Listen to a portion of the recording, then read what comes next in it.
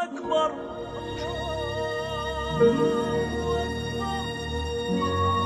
بسم اللہ الرحمن الرحیم وبہ نستعین واللہ خیر الناصر ومعین۔ ماہ رجب مرجب آ چکا ہے اور ہم اس مہینے کی مقدس ساعات اور لمحات میں داخل ہو چکے ہیں۔ یہ عام مہینہ نہیں ہے، یہ اولیاء اللہ کا مہینہ ہے۔ یہ ان ہستیوں کا مہینہ ہے جن کے لیے یہ پورے کا پورا مہینہ عید کا مقام رکھتا تھا، چونکہ دلوں کی بہار کا آغاز رجب سے ہوتا ہے۔ اس لیے روایات میں پوچھا گیا ہے این الرجبیون، اہل رجب کہاں ہیں؟ این الرجبیون، یہ رجب کا مہینہ اول سے آخر تک سارے کا سارا سعادتوں کا مہینہ ہے، برکتوں کا مہینہ ہے، آسمان کے دروازوں کے کھلنے کا مہینہ ہے، پرواز کے لیے اپنے آپ کو تیار کرنے کا مہینہ ہے۔ یہ رن وے ہے جس میں جہاز اپنے آپ کو پریپیئر کر کے بالکل تیزی کے ساتھ چلتا ہے اور اس کی انتہا پہ جا کے پھر اڑنا شروع کر دیتا ہے۔ اس لیے رجب المرجب کے لیے ائمہ اطہار علیہ السلام نے نبی کریم صلی اللہ علیہ وآلہ وسلم سے بڑی زبردست قسم کی روایات نقل کی ہیں۔ خود ائمہ نے بڑا اہتمام کیا ہے۔ اس لیے ایک روایت ہمیں یہ کہتی ہے کہ جیسے ہی رجب کی چاند نظر آئے، فوری طور پر چوتھے آسمان سے ایک ملک، ایک فرشتہ ندا دیتا ہے اللہ کی طرف سے کہ اللہ نے پوچھا ہے کہ کیا کوئی ہے جو میری طرف واپس لوٹنا چاہے؟ کیا کوئی ہے جو میرا ہمنشین بننا چاہے؟ کیا کوئی ہے جو مجھ سے کلام کرنا چاہے؟ کیا کوئی ہے جو میرے قریب آنا چاہے اور قرب حاصل کرنا چاہے؟ چونکہ یہ مہینہ عبودیت کا ہے، دعا کا ہے، تضرع کا ہے، مناجات کا ہے، اللہ سے ہم کلام ہونے کا مہینہ ہے۔ یہ مہینہ غفلتوں کا مہینہ نہیں ہے، یہ مہینہ تنبہ کا، بیداری کا، آنکھیں کھولنے کا، اپنے دل کو اللہ سے جوڑنے کا مہینہ ہے۔ اس لیے اس مہینے کے کچھ اعمال بیان کیے گئے ہیں جو بڑے ہی عجیب و غریب اعمال ہیں۔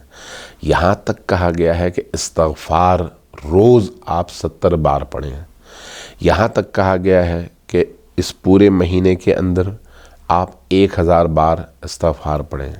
یہاں تک کہا گیا ہے کہ آپ روز 333 یا 334 کے حساب سے پورے مہینے کے اندر 10,000 بار قل هو اللہ کی تلاوت کریں اور اللہ سے اپنا قرب اس میں اضافہ کریں۔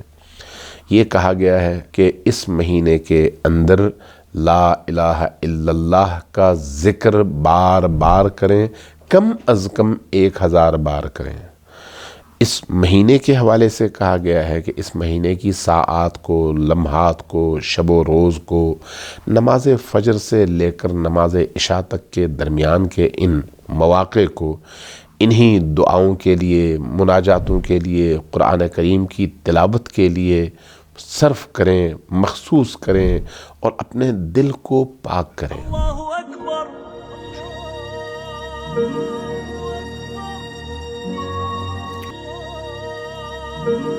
کہا گیا ہے کہ اس مہینے میں اپنے آپ کو گناہوں سے دور رکھیں، اس مہینے میں اللہ کی مخالفت سے دور رکھیں، اس مہینے میں زبان کی غیبتوں سے، زبان کی تہمتوں سے، زبان کے دوسروں کو چرکے دینے کے عمل سے اپنے آپ کو محفوظ رکھیں۔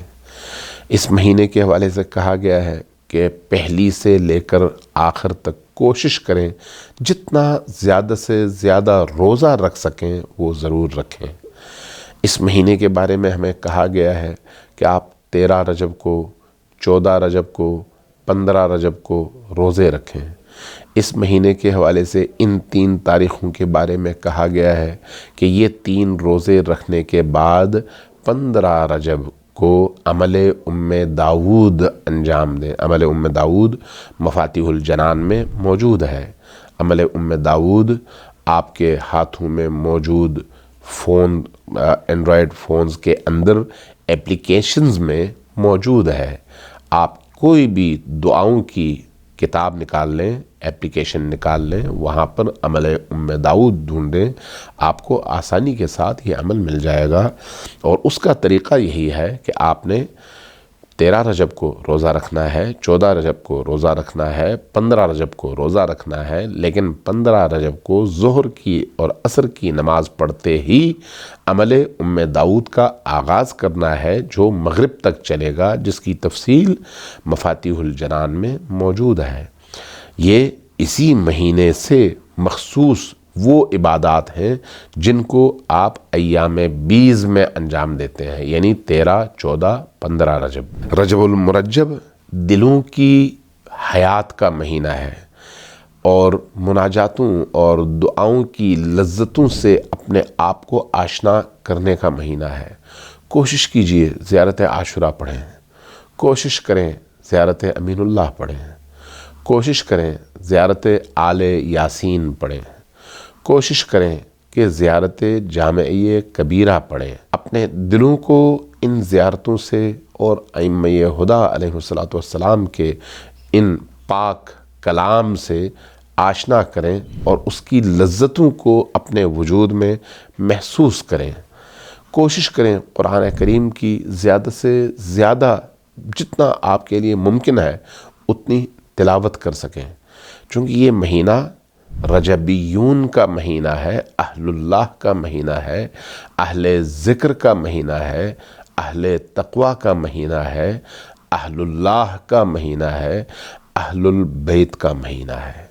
اس لیے اس مہینے کی برکتوں کو ضائع نہ ہونے دیں، اس مہینے کی کرامتوں کو ضائع نہ ہونے دیں۔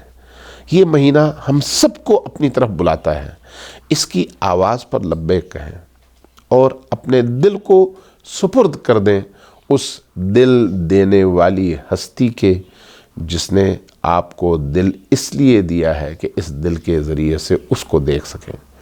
اللہ تبارک و تعالی ہمیں اس مقدس اور مبارک مہینے کے تقدس کو، برکتوں کو، نورانیت کو، فیض کو پانے کی اور اپنے باطن کو نورانی کرنے کی توفیق عطا فرمائے۔ والسلام علیکم ورحمۃ اللہ۔